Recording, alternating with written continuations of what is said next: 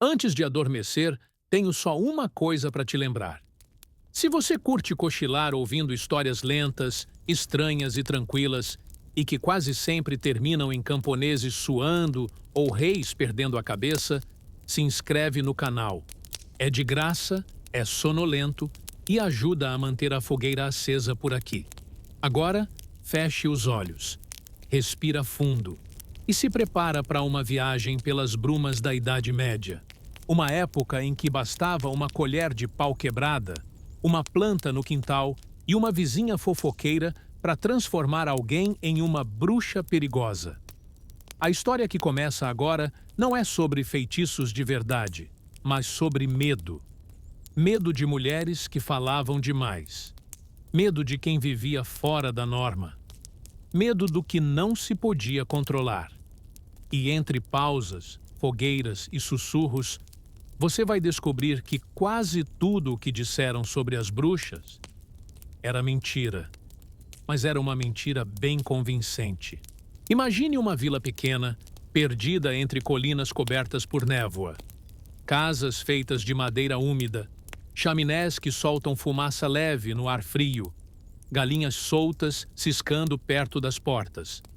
Um vilarejo como tantos outros da Europa entre os séculos XIV e XVII. Com um poço no centro, uma pequena igreja de pedra e um segredo guardado em silêncio. O medo de que, a qualquer momento, alguém pudesse ser chamada de bruxa.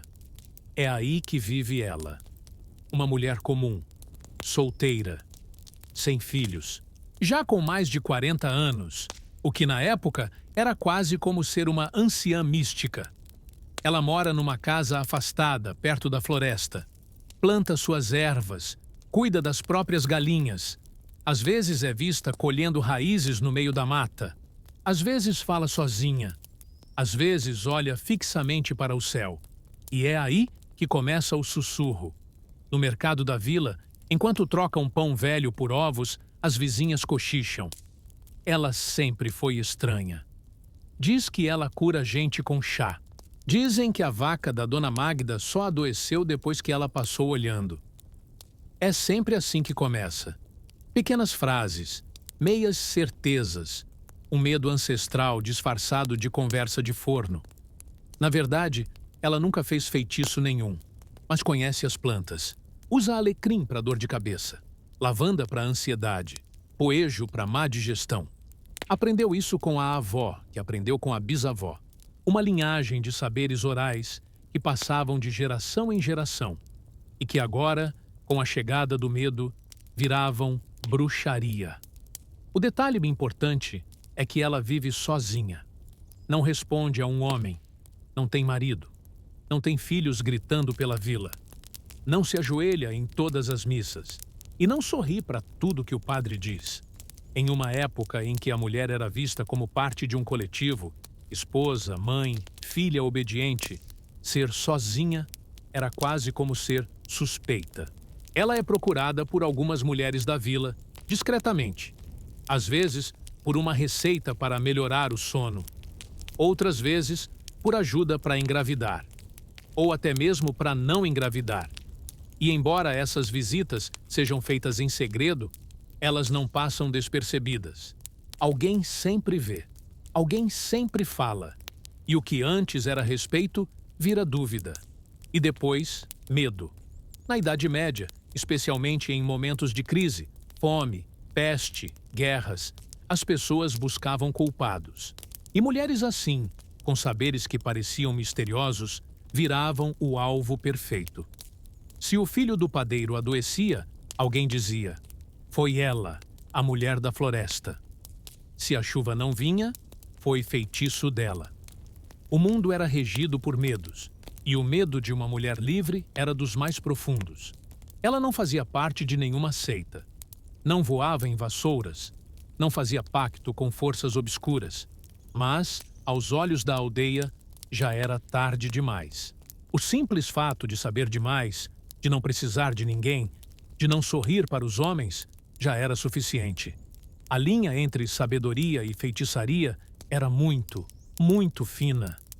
E assim, um dia, A porta dela é batida com força. 4 homens da vila, segurando tochas e uma corda. Não há julgamento. Não há defesa. Apenas um medo coletivo que virou certeza. É ela. É bruxa. E nesse momento, a história dela deixa de ser dela. Vira boato, vira exemplo, vira aviso para as outras. Não saiba demais, não ande sozinha, não se destaque. Enquanto é levada pela estrada de terra, alguns olham com culpa, outros com alívio. Afinal, se ela for culpada, os males da vila estarão explicados. E se ela for inocente? Bem, o silêncio resolve isso também. O mais curioso e triste é que essa história não é de uma bruxa específica. É o retrato de centenas, talvez milhares, de mulheres que desapareceram dos registros oficiais. Cuidadoras, parteiras, curandeiras. Mulheres que carregavam saberes antigos, mas viviam num mundo onde o saber era privilégio masculino, onde tudo o que fugia da norma precisava ser punido, ou queimado. Mas hoje, no silêncio da madrugada, enquanto você ouve essa história, talvez possamos lembrar delas com mais carinho, mais compaixão. Entender que, muitas vezes, o que chamavam de bruxa era só uma mulher vivendo do jeito que queria. Imagine o som de passos pesados ecoando pelas vielas de pedra. Um grupo de homens vestidos de preto e marrom, usando crucifixos pendurados ao pescoço e carregando livros grossos, pergaminhos, penas e instrumentos. O povo da vila abre espaço com pressa, fazendo o sinal da cruz, sussurrando orações baixas. Eles chegaram, os inquisidores, e junto deles o medo deixou de ser um rumor, virou lei. Nos séculos em que a Inquisição se espalhou pela Europa, principalmente entre os anos 1200 e 1600, a caça às bruxas ganhou uma força institucional. Não era mais sobre boatos locais, era sobre sistemas, métodos, protocolos e tribunais eclesiásticos. A bruxa deixou de ser uma figura da imaginação popular e passou a ser uma inimiga oficial da fé. A presença dos inquisidores era como uma névoa que gelava a espinha da comunidade. Eles chegavam com perguntas, mas nunca pareciam interessados nas respostas. As denúncias eram anônimas.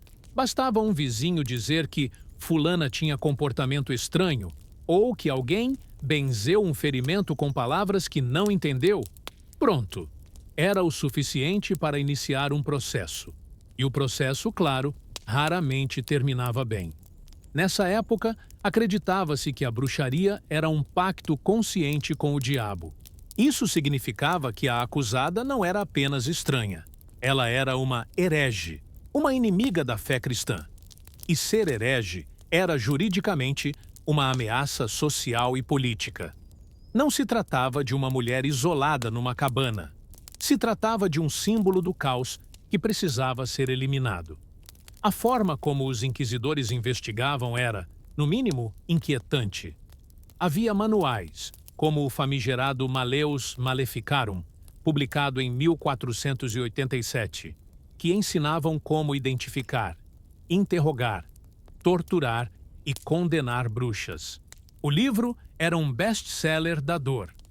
Instruía que mulheres com marcas de nascença, verrugas ou conhecimento de ervas deveriam ser suspeitas.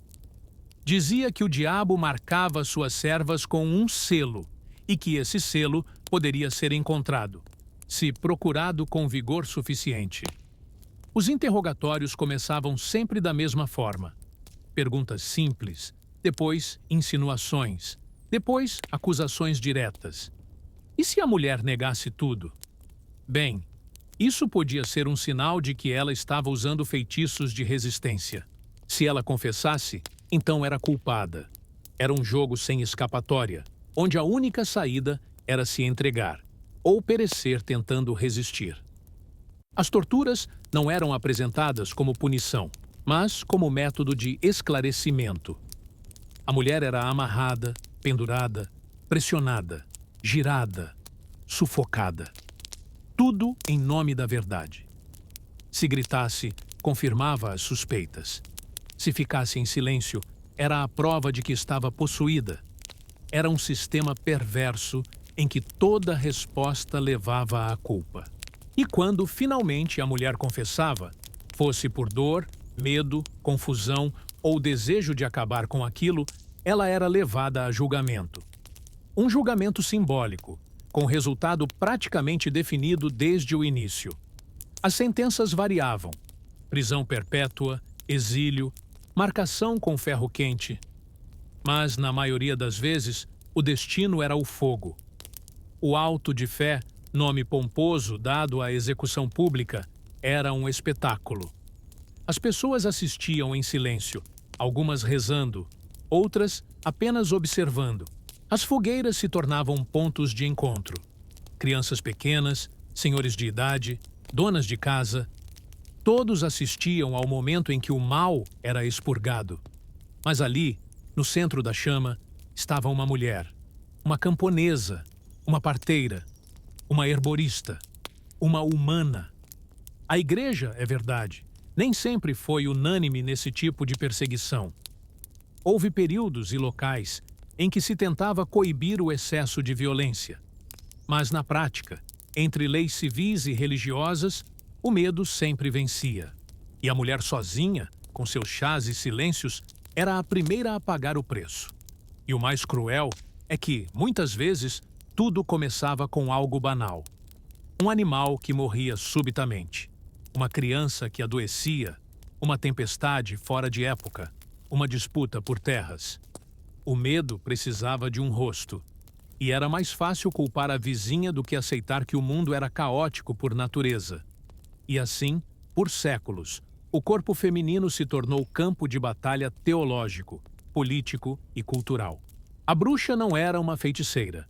Era um espelho das ansiedades da sociedade. Ela encarnava tudo o que o patriarcado temia: autonomia, saber, sexualidade, voz. E por isso, precisava ser calada, com corda, com ferro, com fogo. Agora que você já viu como o medo virou sistema, talvez esteja na hora de entender por que essas histórias ainda nos assombram. E por que, apesar de tudo, a figura da bruxa ainda vive. Imagine-se numa vila medieval, muito antes de existir luz elétrica, rua asfaltada ou qualquer ruído de cidade moderna. As noites são verdadeiramente escuras. Só há o som do vento entre as árvores, o latido distante de um cão, talvez um galho seco se partindo. O frio entra pelas frestas da janela e o medo, esse, vive do lado de dentro. Porque onde a luz não chega, a imaginação toma conta. E é aí que nascem as bruxas. O medo ancestral da noite é quase universal. Desde que o ser humano se percebeu como criatura diurna, ele também aprendeu a temer a escuridão. Era lá que estavam os lobos, os perigos invisíveis, os olhos que brilham sem corpo. Mas também era lá que moravam as lendas. As bruxas, nesse contexto, não eram pessoas, eram presenças. Representações do desconhecido, do fora da norma, do não domesticado. Na tradição oral europeia, muito antes dos julgamentos e da Inquisição, já se falava de mulheres que moravam em florestas, que dançavam nuas sob a lua cheia, que sabiam o nome das ervas e o tempo certo da colheita. Eram vistas com medo e fascínio. Tinham algo de selvagem, de indomável. Não era só o que faziam, era o que representavam. Liberdade num mundo que vivia de regras. Essas histórias, contadas ao pé do fogo, serviam para tudo: entreter, ensinar, controlar. Não vá na floresta sozinha ou a bruxa te leva. Se for mal criado, a velha da colina vem buscar. Não coma fruta de desconhecido. Cada história tinha um objetivo pedagógico escondido entre as sombras. Mas, com o tempo, esse folclore ganhou carne. As bruxas passaram a ter nomes, rostos, endereços. E quando isso aconteceu, começaram a ser caçadas. Na imaginação coletiva da Idade Média, a bruxa era uma mulher que dormia de dia e voava à noite, que tinha um gato preto como companheiro, ou uma coruja, ou um sapo, que cozinhava caldos em caldeirões grandes, cheios de ingredientes misteriosos, que fazia pactos com entidades sombrias em troca de poder. Mas tudo isso era um retrato pintado por homens. Homens que nunca entraram numa cabana dessas. Homens que temiam o que não podiam controlar. A ironia é que muitos dos elementos associados às bruxas tinham origem em práticas populares perfeitamente comuns. Os caldeirões eram utensílios domésticos. Os gatos eram bons caçadores de ratos. As danças sob a lua, rituais agrícolas, celebrações do ciclo da colheita. O uso de cogumelos e ervas psicotrópicas, parte do conhecimento fitoterápico antigo. Mas numa sociedade que valorizava a obediência, qualquer coisa fora do padrão era uma ameaça. A própria imagem da bruxa velha e enrugada, com nariz torto e verruga, surgiu como uma forma de ridicularizar e marginalizar mulheres idosas, principalmente aquelas sem família. Mulheres que, por viverem sozinhas, fora da proteção masculina, eram alvos fáceis. Tornavam-se caricaturas, assombrações, avisos vivos do que acontecia com quem não se encaixava. E então veio a associação com o diabo. A religião passou a ver nessas figuras uma ameaça espiritual. Se a mulher não obedecia ao marido, não seguia os ritos da igreja e ainda por cima tinha saberes estranhos. Só podia estar a serviço do maligno. E assim o mito se completou. A bruxa não era apenas perigosa, era demoníaca. E isso justificava todo tipo de punição. As crianças ouviam essas histórias desde cedo. Os adultos, mesmo quando não acreditavam por completo, evitavam arriscar. E assim, o imaginário cresceu como erva daninha em solo fértil. Cada região tinha suas versões. Na Alemanha, a bruxa do bosque. Na Escócia, a mulher pássaro. Na Itália, a velha que voava com uma vassoura invertida. Cada povo pintava a bruxa com as tintas do seu próprio medo. Mas havia algo curioso. Mesmo odiadas, essas figuras também despertavam certa admiração secreta. Elas sabiam coisas. Falavam com os mortos, diziam o futuro, curavam doenças, previam tempestades. Em um mundo cheio de incertezas, ter acesso a esses poderes, ainda que pelo lado sombrio, era fascinante. E por isso, ao mesmo tempo em que as perseguiam, as pessoas seguiam consultando essas mulheres, em segredo. Com o passar dos séculos, esse imaginário se cristalizou. Tornou-se tão forte que até hoje o associamos a chapéus pontudos, vassouras voadoras e caldeirões borbulhantes. Mas tudo isso é só a sombra do que existiu. A representação fantasiosa de uma mulher real, com nome, história e sentimentos, que foi reduzida a um símbolo e queimada como metáfora. No fim das contas, o que assombrava de verdade não era a bruxa em si. Era o que ela representava. O feminino fora de controle. O saber sem autorização. A autonomia sem bênção. E por isso, ela foi perseguida com tanto fervor. Porque era mais fácil queimar o símbolo do que encarar a liberdade que ele sugeria. Imagine ser acusada de algo que não se pode ver, nem medir, nem provar. E mesmo assim ser levada a julgamento diante de toda a vila, com o padre de um lado, o juiz do outro, e os vizinhos observando com o senho franzido, como se já soubessem o resultado. Era assim que começava o espetáculo jurídico do julgamento por bruxaria. Uma encenação com roteiro pronto, mas atores bem reais. Na Europa, entre os séculos XV e XVII, especialmente nas regiões influenciadas pelos tribunais eclesiásticos, as chamadas provas de bruxaria não eram exatamente baseadas em lógica. Eram mais como performances de um medo coletivo, revestidas de rituais oficiais.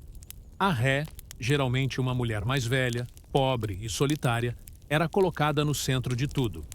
E a primeira etapa, procurar marcas do diabo. Essas marcas podiam ser qualquer coisa: uma verruga, uma cicatriz de infância, uma mancha de nascença. Era dito que o diabo deixava um selo em suas servas, uma espécie de carimbo infernal. E para encontrá-lo, os inquisidores usavam agulhas e alfinetes, espetando a pele da acusada em busca de uma área insensível. Porque, claro, se não doer, é prova de feitiçaria.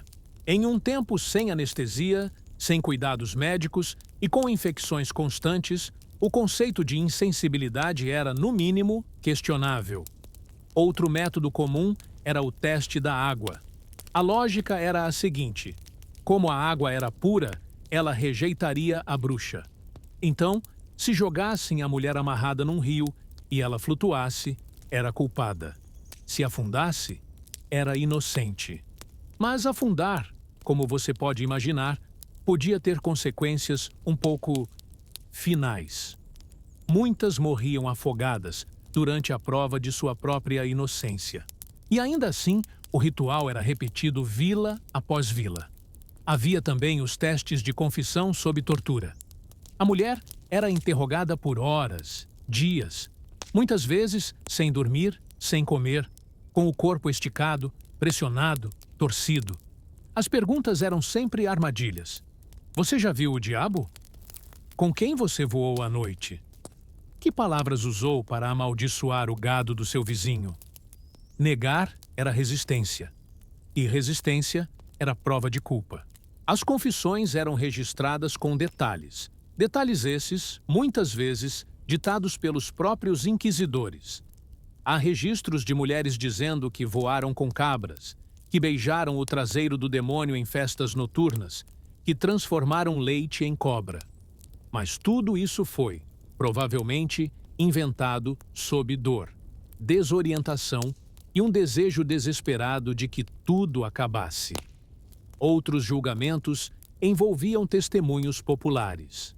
Alguém dizia que a bruxa fez sua vaca secar o leite, ou que sua sogra caiu doente após uma discussão. Muitas vezes, bastava o ressentimento de um vizinho ou uma fofoca mal intencionada para colocar alguém na fogueira. E ninguém queria contestar. Afinal, defender uma suposta bruxa podia levantar suspeitas sobre você também. A teatralidade do julgamento era, em parte, uma forma de reafirmar a autoridade da igreja e das elites locais. Mostrar que havia ordem, que o mal estava sendo combatido, era uma encenação coletiva do bem vencendo o mal. Mas, no fundo, era só um ciclo de medo alimentando medo, num looping de injustiça difícil de interromper.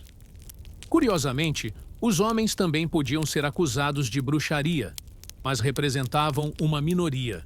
A esmagadora maioria dos perseguidos eram mulheres, especialmente aquelas que destoavam da norma. Solteiras, viúvas, parteiras, herboristas ou simplesmente aquelas que eram difíceis de controlar. O julgamento era o braço institucional de um desconforto social mais profundo. E mesmo quando não havia execução, o julgamento deixava marcas. A vergonha pública, a destruição de reputações, o isolamento, a perda de casa, de filhos, de liberdade. Algumas sobreviviam, mas raramente voltavam a viver como antes. Carregavam a suspeita como uma sombra. Com o tempo, alguns poucos estudiosos e autoridades começaram a questionar esse sistema. Houve padres, juristas e filósofos que pediram mais racionalidade. Mas, por séculos, o julgamento por bruxaria foi um instrumento útil demais para ser abandonado. Servia para controlar, para punir, para purgar. E assim, noite após noite, vila após vila, centenas de mulheres foram julgadas não por atos, mas por símbolos, por serem diferentes, por saberem demais, por existirem fora do script. Hoje, ao pensar nesses julgamentos, talvez você sinta uma mistura de absurdo e tristeza. E tudo bem, porque são sentimentos legítimos, mas também pode fechar os olhos e imaginar um mundo onde ninguém mais precise se provar inocente só por ser quem é. Um mundo onde os julgamentos sejam menos barulhentos e mais justos. Nem todas as mulheres acusadas de bruxaria terminavam em fogueiras. Algumas, por motivos diversos, falta de provas, influência de aliados, compaixão inesperada de um padre, acabavam sobrevivendo aos julgamentos. Mas viver após a acusação era outro tipo de sentença, um tipo de exílio dentro da própria pele. E é sobre isso que vamos falar agora, com calma, como quem acende uma vela para ouvir uma história que ninguém costuma contar. Imagine a mulher que volta para casa depois de dias ou semanas, trancada numa cela escura, interrogada, marcada, desacreditada. Ela está viva, mas a vila já não a vê do mesmo jeito. As portas se fecham quando ela passa. Os olhares se desviam. As crianças cochicham e riem. A normalidade foi desfeita. O nome dela agora vem com um rastro. A que foi acusada. Não há pedido de desculpas, nenhuma reintegração formal, nenhuma compensação. Apenas a expectativa de que ela desapareça aos poucos. Ela não consegue mais vender suas ervas. Ninguém mais pede ajuda com o parto. As vizinhas cruzam a rua. A solidão cresce, não por escolha, mas por necessidade. Ser esquecida é, paradoxalmente, o único caminho de sobrevivência. E isso se reflete em tudo. Ela planta menos, ri menos, evita sair nos dias de feira, volta a viver à margem, como se fosse invisível, porque quanto menos aparecer, menos chance de reacender a suspeita. A memória coletiva tem hábitos estranhos. Não perdoa com facilidade, mas finge que esqueceu se ninguém tocar no assunto. Essa mulher carrega cicatrizes, algumas visíveis, outras não. Talvez um ombro deslocado pelas cordas do interrogatório. Talvez um braço com hematomas antigos. Talvez apenas o tremor das mãos ao cortar lenha, ou o olhar que evita encontrar os olhos dos outros. O corpo dela aprendeu a se proteger do mundo, e a mente também. Mas nem tudo é silêncio e desespero. Há momentos de resistência miúda, como a hora em que ela volta a colher ervas, não para vender, mas para si mesma. Ou quando acende o fogo no forno de barro e cozinha pão, só pelo prazer do cheiro quente invadindo a casa. Ou quando, à noite, deita na cama dura e observa a dança lenta da vela derretendo, tentando esquecer que por pouco, muito pouco, aquele fogo não teria sido outro. Em algumas vilas, havia mulheres que se reinventavam após a acusação. Mudavam de nome, de cidade, recomeçavam entre estranhos. Algumas se uniam a outras mulheres marginalizadas e criavam pequenas redes de apoio invisíveis. Troca de comida, ervas, notícias.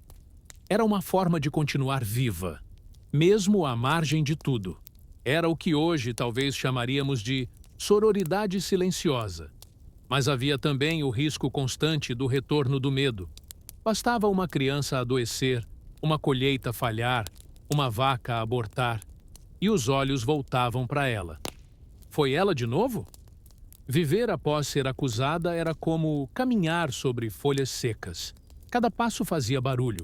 Cada movimento podia ser interpretado como algo errado. A paz era frágil, como vidro fino. Para algumas, a fé era um refúgio. Voltavam à igreja, rezavam mais do que nunca, tentavam mostrar arrependimento, mesmo que não houvesse culpa. Era um teatro doloroso, mas necessário para tentar recuperar a confiança da comunidade. Outras se afastavam da religião ou criavam formas muito próprias de espiritualidade. Falavam com as plantas, sussurravam para os ventos, costuravam proteção nas bainhas dos vestidos. A sobrevivente da fogueira era uma mulher que conhecia o gosto do medo, mas também o da liberdade interrompida. E por isso, muitas vezes, tornava-se ainda mais cuidadosa com os passos que dava. O mundo já havia mostrado que não era seguro, mas ela seguia, passo a passo, dia após dia, vela após vela. Com o tempo, algumas dessas histórias se apagavam. A mulher morria de causas naturais, de frio, de tristeza. E seu nome virava só um sussurro, uma lembrança vaga. Outras, no entanto, deixavam marcas mais fortes. Uma receita que passava de geração em geração, um chá que curava dores, uma história contada em segredo pelos netos. Minha avó dizem que foi acusada de bruxaria. E assim, de forma invisível, essas sobreviventes costuraram uma herança silenciosa. Não nos livros, mas nas ervas que ainda usamos, nos gestos repetidos sem saber de onde vieram, na intuição que às vezes nos guia e que vem, talvez, de lá. Hoje, ao ouvir essa história, talvez você sinta uma espécie de respeito por essas mulheres, por tudo o que suportaram, calaram e reconstruíram. Porque sobreviver à fogueira era só o começo. O resto era viver como sombra entre os vivos. E mesmo assim, elas seguiram. E por isso, ainda ecoam. Nem todas as mulheres da Idade Média foram acusadas de bruxaria, mas quase todas sabiam, no fundo da alma, que a linha entre vizinha normal e ameaça invisível era tão fina quanto um fio de cabelo. Por isso, muitas viveram suas vidas pisando leve, falando baixo e observando os ventos sociais como quem estuda o clima antes de decidir se leva a roupa para o varal. Imagine o cotidiano de uma mulher camponesa por volta do ano 1580. Ela acorda antes do sol, coloca o pão no forno, varre o chão de terra, acorda os filhos, prepara o mingau e tenta não se destacar. Porque destacar-se demais, seja pela inteligência, pela ousadia, por fazer perguntas demais, era perigosamente parecido com ser diferente. E ser diferente era sempre o primeiro passo para virar suspeita. Ela não colhe ervas demais, nem de menos. Sabe quando calar um conselho sobre dor de barriga, mesmo sabendo que chá de camomila funcionaria. Ela vai à missa todos os domingos, mesmo quando está doente. Não porque quer, mas porque não ir seria notado. E ser notada é um risco. Ela se esforça para parecer exatamente como as outras. Roupas simples, mas não esfarrapadas. Sorriso contido, mas não indiferente. Não é gentil demais, nem mal-humorada. Não é bonita demais, nem desleixada. Uma coreografia silenciosa entre a aceitação e a anulação. Até suas conversas são medidas. Evita falar sozinha, mesmo quando pensa alto por hábito. Evita olhar muito para as estrelas, pode parecer esquisita. Evita manter gatos pretos, pode parecer simbólico demais. Ela vive como quem anda num campo minado sem mapa, com passos curtos, cuidadosos e sempre alertas. E ainda assim, não há garantias. Porque às vezes bastava uma inveja antiga, um ciúme escondido, uma desconfiança plantada no lugar certo. Um dia, a comadre torce o pé. Alguém diz que foi olho gordo. Uma criança chora à noite. Dizem que ouviu sussurros estranhos na casa vizinha. E mesmo quem nunca fez nada, pode ser arrastada para o centro do redemoinho. Por isso, muitas mulheres criaram códigos de sobrevivência não escritos. Um olhar demorado era sinal de "estou com você". Um pão deixado na janela era um pedido de desculpas sem palavras. Uma troca de lenha entre portas podia ser um agradecimento por um conselho de saúde dado em segredo. Pequenos gestos, cheios de significado, mas sem rastro. Era uma vida vivida em subtexto. As amizades eram discretas, os saberes divididos em sussurros. A intuição era uma ferramenta importante. Saber quando recuar, quando silenciar, quando sumir por uns dias. Era como respirar fundo o tempo inteiro, mas sem jamais suspirar de alívio. E havia ainda o dilema da maternidade. Ensinar as filhas a ler? Talvez não. Cantar alto demais? Melhor não. Fazer perguntas sobre o corpo, os sonhos ou os deuses antigos? Melhor guardar para si. Porque até o que se passa de mãe para filha podia ser visto como suspeito se soasse estranho aos ouvidos certos. Algumas mulheres, por medo, começavam a se vigiar umas às outras.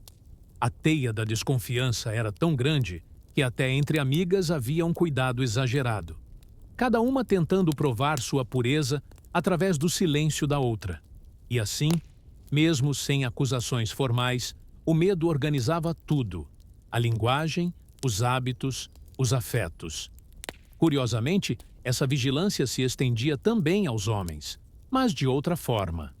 Um homem que protegesse demais a esposa acusada podia virar suspeito. Um que deixasse a filha estudar demais ou incentivasse ideias curiosas também. Então, muitos fingiam não ver. Ou pior, entregavam. Porque era mais fácil sacrificar uma mulher do que perder sua posição. Em algumas regiões, começaram a surgir listas informais de comportamentos perigosos. Andar sozinha à noite, falar com animais, cuidar de doentes com ervas, dormir tarde demais, ficar viúva e não se casar de novo, rir alto, ter muitos gatos, ter nenhum. Cada detalhe podia ser interpretado de forma dupla e, geralmente, para o lado mais sombrio. Essa tensão constante fazia com que a vida, mesmo em períodos de calma, nunca fosse realmente tranquila. Havia colheitas, festas, casamentos, feiras, mas tudo isso com uma camada de cautela. Como se embaixo das danças e dos pães doces estivesse sempre o eco de uma fogueira apagada, pronta para reacender. E talvez o mais doloroso fosse isso: saber que não havia fórmula para estar segura, que fazer tudo certo não garantia nada, que, às vezes, o azar vinha com o vento, ou com um sonho estranho contado em voz alta, ou com um pesadelo que alguém jurava ter ouvido vindo da sua janela. Hoje, ao lembrar dessas mulheres que nunca foram acusadas, mas viveram como se já fossem, talvez a gente entenda que sobrevivência nem sempre é sinônimo de vida. Às vezes, é só o silêncio sustentado com esforço. Às vezes, é só o medo com outro nome. Em um mundo onde tantas mulheres perderam tudo, suas casas, sua honra, suas vidas, a pergunta inevitável que surge, com o passar do tempo e da história é: alguém lucrava com isso? E a resposta, lenta e desconfortável, é sim, porque até mesmo a perseguição pode virar estrutura. E o medo, como sempre, é uma moeda poderosa. Na superfície, a caça às bruxas parecia um movimento moral, uma cruzada pela fé ou pela pureza social. Mas nos bastidores havia engrenagens em funcionamento. Autoridades, instituições e até indivíduos comuns encontravam maneiras de tirar vantagem do pânico coletivo.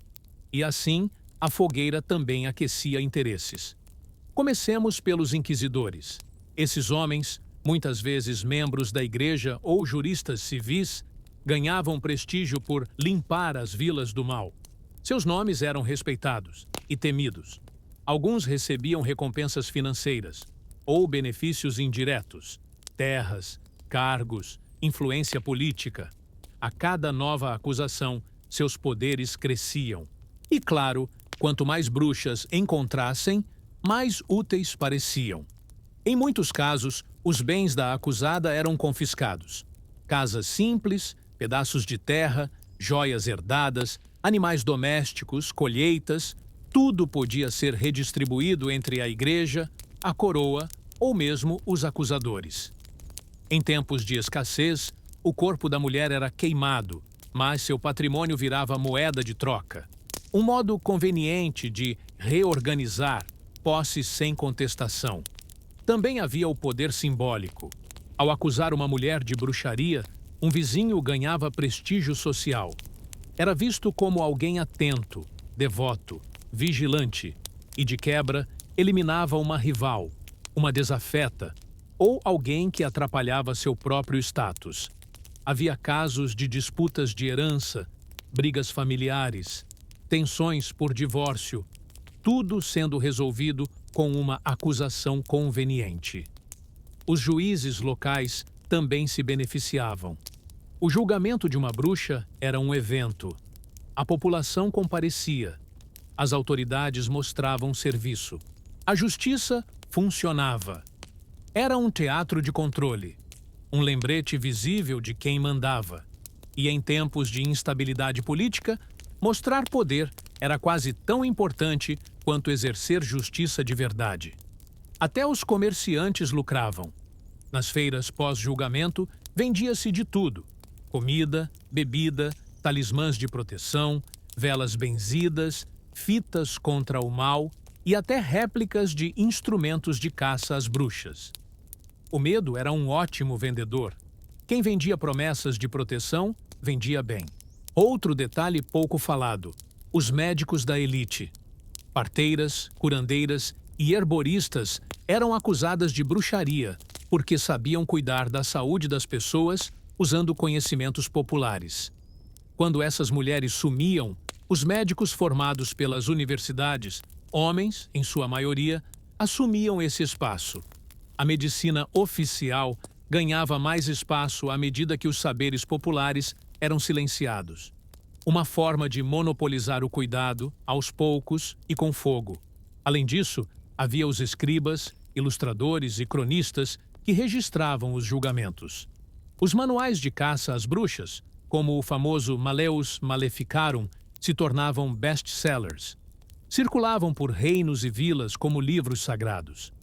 Quem os escrevia, copiava ou vendia, lucrava.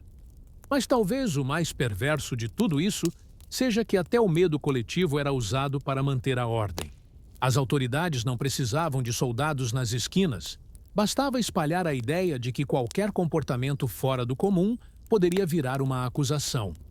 Era um sistema de controle baseado no pavor mútuo. E funcionava. As pessoas se policiavam, se denunciavam, se silenciavam, sozinhas. E quando tudo terminava? Quando a fogueira apagava, a vila se reorganizava. As terras eram redistribuídas. O boato virava lição.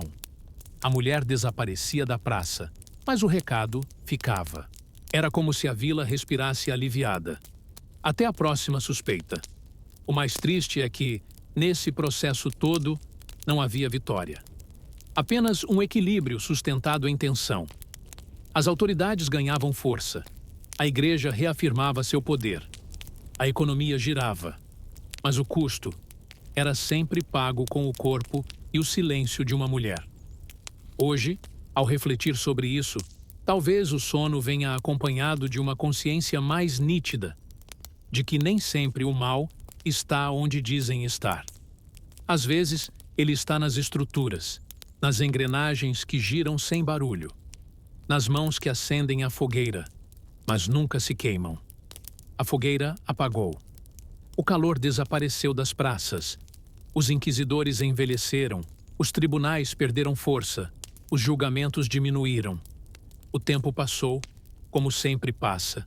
E com ele, as vilas mudaram, os costumes mudaram, os livros mudaram.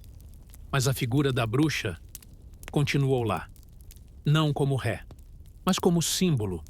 Foi um processo lento, quase imperceptível. Como uma semente esquecida que germina anos depois. A princípio, a imagem da bruxa seguiu sendo temida. Nas histórias contadas às crianças, nos livros religiosos, nas peças de teatro moralistas. Ela era a velha feia, a mulher do mal, o aviso eterno de que o feminino descontrolado precisava ser contido. Mas, aos poucos, nos cantos da cultura, ela começou a ganhar um novo tom.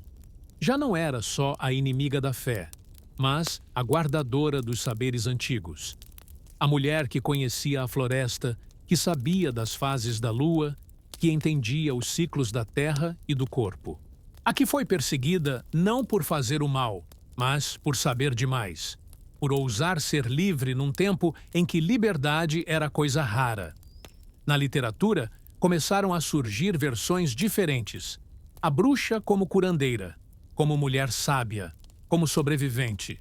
Escritoras, artistas e pensadoras começaram a olhar para essas figuras e enxergar nelas algo mais profundo, um eco de resistência, de autonomia, de identidade. A mulher que foi queimada virou emblema de uma outra luta, contra o apagamento. No século XX, com o avanço do feminismo, esse processo se acelerou. A bruxa foi resgatada como símbolo de tudo o que o patriarcado tentou silenciar: o corpo feminino, a sexualidade livre, o saber intuitivo, a conexão com a natureza, a coragem de viver fora da norma. Ela virou estampa de camiseta, capa de livro, tema de filmes. Mas, mais do que isso, virou uma metáfora poderosa. Muitas mulheres, ao longo do último século, passaram a se identificar com esse arquétipo. Não com a imagem distorcida e assustadora, mas com a mulher que não se curvou, que foi chamada de perigosa simplesmente por viver de outro jeito, que foi silenciada, mas continuou existindo nos mitos, nas receitas, nas ervas, nas palavras sussurradas entre mães e filhas. Mesmo nas festas populares, como o Halloween, a bruxa ganhou um lugar de destaque. Às vezes cômica, às vezes sensual, às vezes sombria, mas sempre presente. Em muitas culturas, ela passou a ser lembrada com ambiguidade. Não como monstro, mas como guardiã de um tempo que não foi esquecido. Como ponte entre o mundo racional e o mundo do mistério. No cinema, ela deixou de ser só vilã.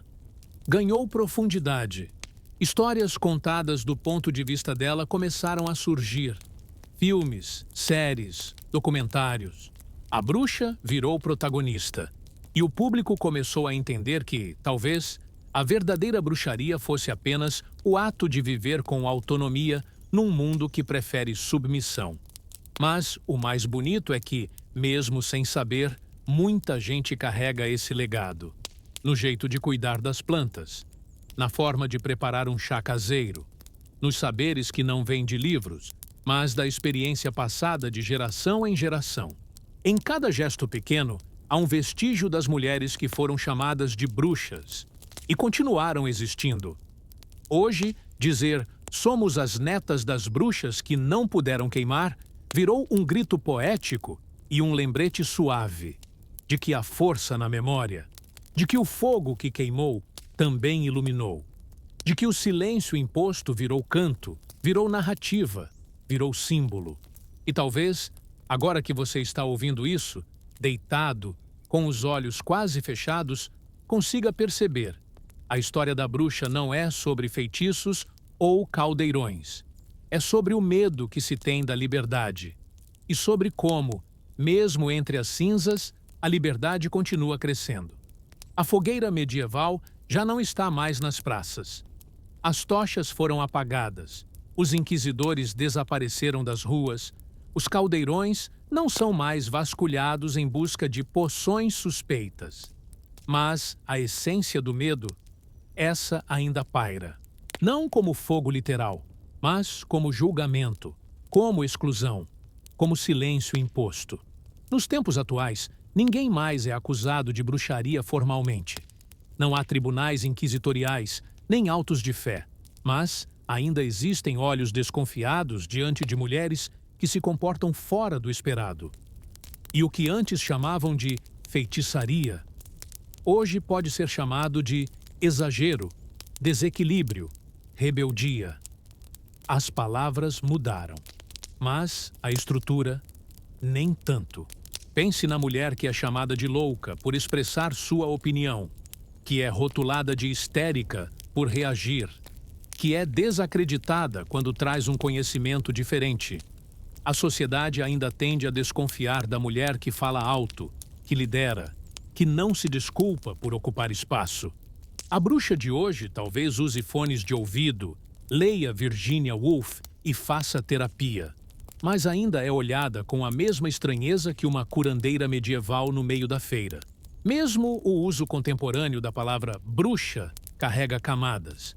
Em alguns círculos, virou empoderamento, um símbolo de sabedoria, força, intuição.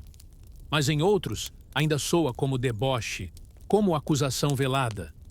Ela é bruxinha, dessas que fazem mandinga. É dito com riso. Mas o riso também julga. Redes sociais, por exemplo, criaram novos palcos de julgamento.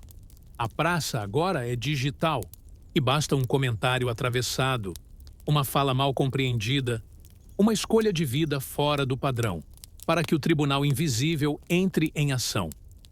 Cancelamento, ridicularização, exclusão. A queima simbólica continua acontecendo, só que com curtidas e compartilhamentos. Em alguns ambientes, mulheres ainda precisam esconder seus saberes.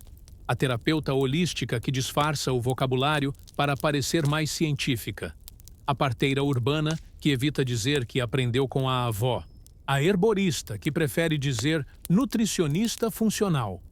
A linguagem muda por proteção, como antigamente, quando se trocava o nome da planta para não levantar suspeitas. E nos bastidores da cultura ainda existem códigos de controle. Mulheres muito jovens e muito inteligentes são vistas com desconfiança. Mulheres muito velhas e muito independentes também. As que não têm filhos, as que têm muitos, as que escolhem o silêncio, as que escolhem o grito. Ainda é difícil encontrar o ponto exato em que a mulher não incomoda ninguém, porque, no fundo, qualquer traço de autonomia ainda causa desconforto em estruturas que preferem previsibilidade. Mas há também resistência. Em círculos de mulheres, em clubes de leitura, em rodas de conversa. Há curas sendo feitas com palavras, com riso, com memória. Há saberes voltando à tona.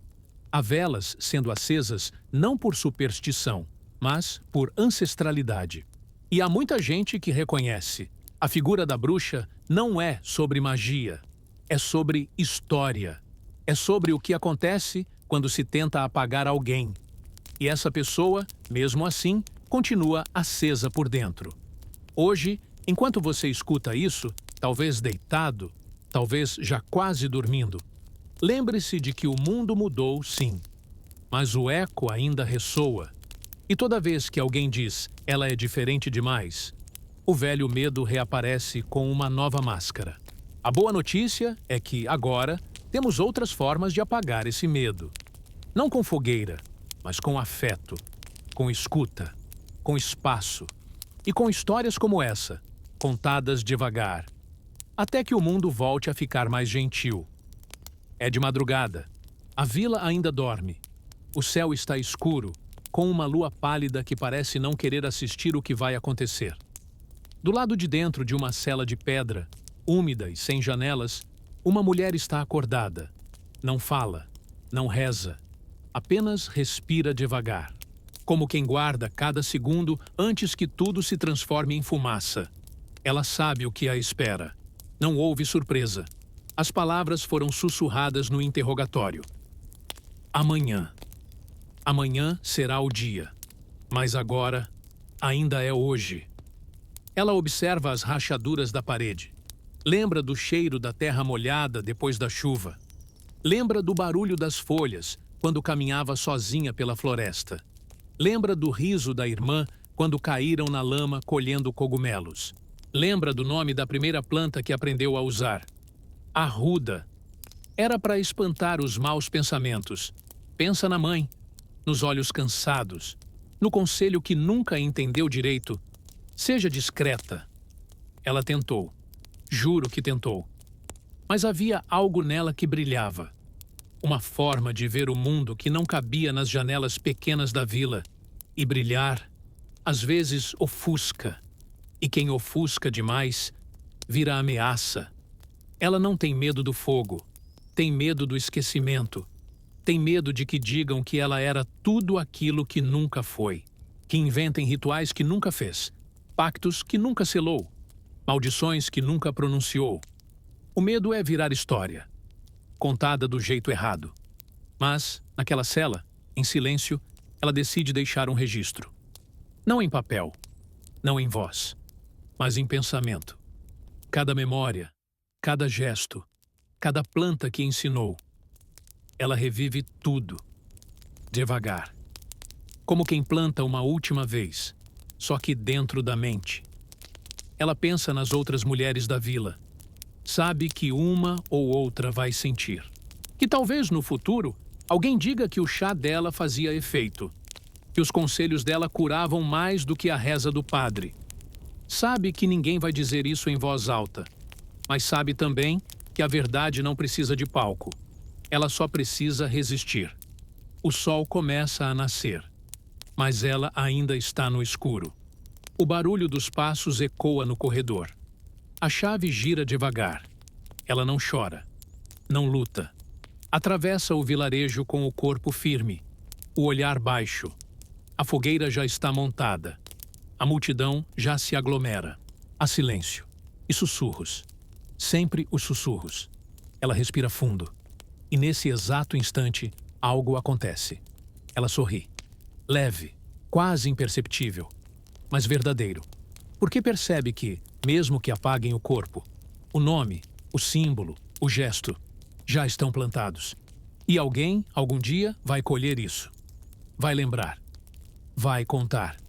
E talvez, quem sabe, vai transformar tudo isso em sussurros sonolentos para alguém dormir ouvindo. Como agora. Talvez esse seja o feitiço mais antigo. Contar o que foi esquecido. Dizer, com calma, que elas existiram. E que, apesar de tudo, ainda vivem. Em cada chá, em cada história, em cada mulher que insiste em ser livre. Mesmo quando o mundo inteiro diz que não pode. Agora que nossa travessia chegou ao fim, talvez você esteja com os olhos pesados, sentindo o corpo afundar lentamente no colchão, como se a própria história estivesse te embalando. Talvez ainda esteja acordada, refletindo em silêncio sobre tudo o que ouviu. Tudo bem. Esse espaço aqui é para isso, para lembrar com calma e esquecer aos poucos, sem pressa. Hoje falamos de um tempo antigo, de um medo antigo, de um fogo que tentou apagar vozes. Mas o que arde também ilumina. E mesmo em meio ao esquecimento forçado, as histórias sobrevivem. Você viu como era o cotidiano de uma mulher comum em tempos extraordinariamente difíceis. Viu como o medo era cultivado como lavoura, como a fé era usada como ferramenta de controle, como o silêncio podia tanto proteger quanto ferir. E como até mesmo a ausência de uma fogueira ainda queimava, por dentro. Mas também ouviu sobre resistência, sobre pequenas formas de existir quando ninguém queria que se existisse, sobre saberes que escaparam dos livros e se esconderam nas mãos, nas ervas, nos sussurros, sobre o poder de uma mulher que, mesmo acusada, mesmo sozinha, ainda assim carregava dentro de si uma chama que ninguém pôde apagar. Hoje, as fogueiras mudaram de forma. As palavras, os julgamentos, os olhares. Mas a memória, essa ainda aquece. E se você, enquanto escuta essa história, sentiu empatia, curiosidade, carinho, saiba que isso também é uma forma de manter viva uma parte do que foi apagado.